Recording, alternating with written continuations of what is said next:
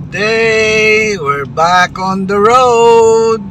Today is January 12, 2023. Papunta tayo sa opisina. So today, nag-surrender na yung battery ng ating Toyota Wigo. So for the past 2 years and almost 5 months, natapos na rin ang buhay ng ating battery. Sabi nga nila, mas mahaba-haba na daw ito compared sa iba. Ang iba raw, mga 1 year, wala na yung battery nila, sobra 1 year. Pero ang target ko kasi 3 years, pero di talaga umabot sa 3 years. So bumili kami kanina ng battery. Ang halaga niya is 3,800. Intense ang kanyang brand. Aywan ko kung gaano ang tagal nito. Pero ito ang pinakamura sa lugar namin, 3,800 na battery.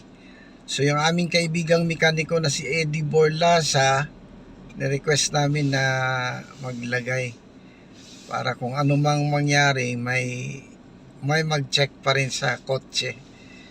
Do tinawagan naman kami ng Toyota Gensan para sa maintenance, hindi na talaga kami umabot kasi busy rin ngayong week, so maaring magpa-Gensan kami sa katapusan na ng January.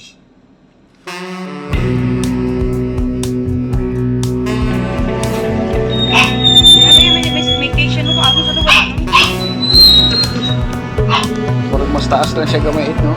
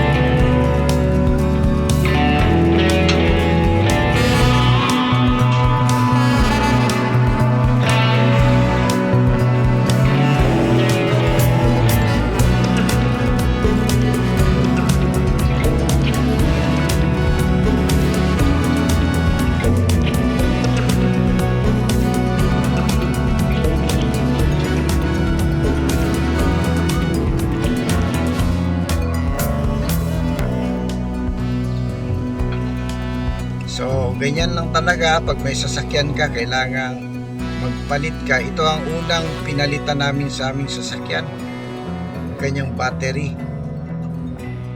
Maliban syempre sa mga oil niya, dahil yung oil kasi may talagang maintenance, servicing sila para sa oil.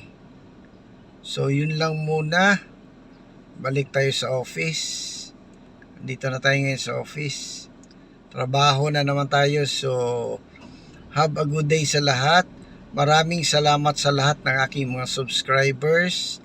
Sa mga hindi pa nakasubscribe, please hit the subscribe button and click the notification bell. Maraming salamat sa inyo. Marami pa tayong mga videos, so marami pa kayong aabangan. Have a great day everyone. Happy New Year!